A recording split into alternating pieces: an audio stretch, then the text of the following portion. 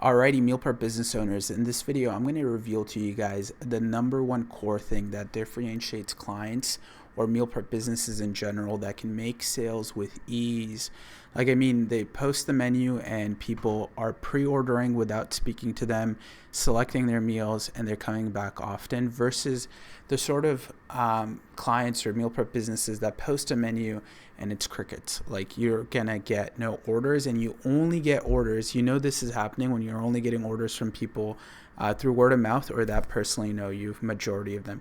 If you're not getting strangers, cold strangers that are buying your meals from social media, but you're posting it there and nobody's buying, this is likely why. Now, this has nothing to do with sales or marketing. So if you're thinking it's a selling thing or it's a marketing thing, it's actually more fundamental than that. And even if you have the best sales or the best marketing in the world, your meal prep business is still going to be a struggle to scale up and make it profitable because you got to fix this thing first. We've had clients in the same geographic location, and one client basically get orders like crazy, like hundreds, thousands of orders per week, versus another client can barely get a dozen orders, maybe not even half a dozen orders. And they're using, by the way, the key thing is they're using the same sales and marketing strategies. So we've noticed the difference over and over again to know that there is something wrong. And what we've penciled in, or what we've honed into, is it being, I know, not so fancy, but it's a fundamental truth. It's menu market fit. Having a menu that is actually comprised of best-selling items that the market actually demands. And within a menu market fit, there's three categories. There's the outcome-based, so people that are looking to get a desired outcome from your meals, lose weight, gain muscle. There's specific diet, people that are looking to do keto, paleo, vegan.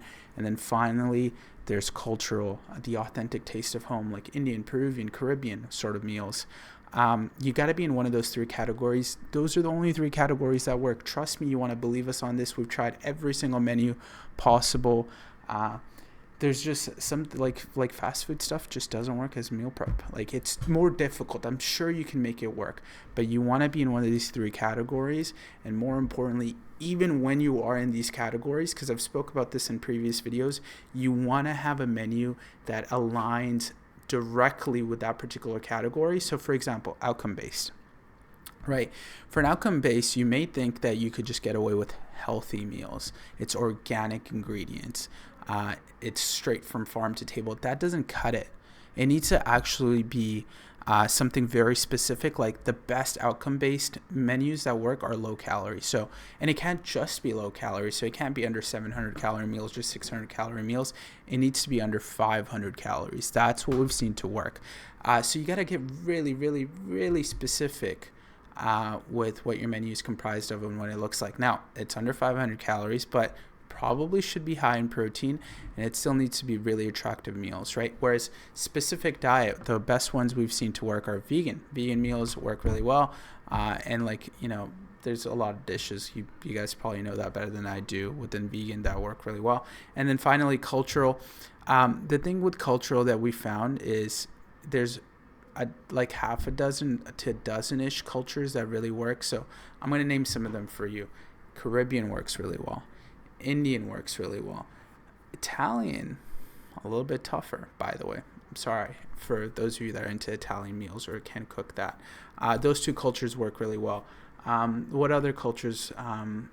It slips my mind, but there are a bunch of other ones that do work. And when you're picking a particular culture, you want to do the authentic dishes. So for Caribbean, it's like oxtail, for example, or jerk chicken. It needs to not be an Americanized version of that culture. The more authentic it could be, the better it works. Okay, and then for cultural folks, people really care about portion sizes. Whereas for outcome, they really don't care about portion sizes. They care more about calorie, macros, etc. And then for specific diet, that's a little bit more straightforward. Like, if you sell vegan meals, it needs to be vegan meals. So just use basically vegan ingredients. So picking the right menu is so important. And how we do it is when we work with a client, we basically find out everything that you sell, or you can make, not sell, everything you can make. We put it through our database, and we give you literally numbers like, hey, within this niche that you're in, these are the top selling menu items by units sold. So, I mean, that data is worth, I would say, hundreds of thousands, if not millions of dollars to clients, because right off the bat, you can just sell literally what's already working instead of trying to figure something out or trying to test the market. And we've tested thousands of different menu items, thousands, because there's small variations, right? You could do something with chicken, you could do something with rice, something with a different side, and sides make a huge difference too, and portion sizes make a huge difference too. Like, should you do 16 ounces versus 24 ounces? How much can you price 24 ounces? So when I say menu market fit, I mean like the menu needs to be like absolutely perfect, the right items at the right price with the right macros. And guys, when you get this right, you're gonna have to trust me on this. You're not gonna need some revolutionary marketing or some revolutionary sales system, because you're just selling what the market demands. Okay, you're gonna get easy sales, and then when you bolt on really good marketing and sales by somebody like us, or you do it yourself, it's going to be easy to scale up. So if you're struggling and you're doing really good sales or marketing, or you believe you're putting in enough effort and it's not translating into revenue, it's likely because you're just selling something, or you're selling a menu that the market doesn't desire enough. They probably do desire. You may get some sales. You're definitely going to get sales from word of mouth, and you're definitely going to get sales from people that know you. We need strangers. You can't scale your business with just word of mouth. For God's sake, you can't. It's not possible. Maybe eventually, once you've already had hundreds of thousands of customers, and word of mouth can take you to the moon.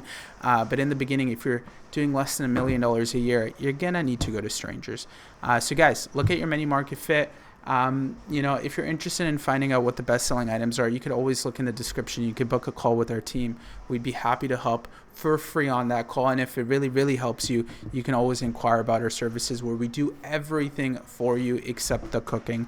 We've done that for over 700 clients. So if you're interested in that, click the link in the description. Otherwise, please like and subscribe. We basically give out all the information that we've learned from working with 700 plus clients within the meal prep business, and we distill it for you for free. So please leave your questions in the comments, and I'd be happy to personally answer them. Thank you for watching, and see you on the next one.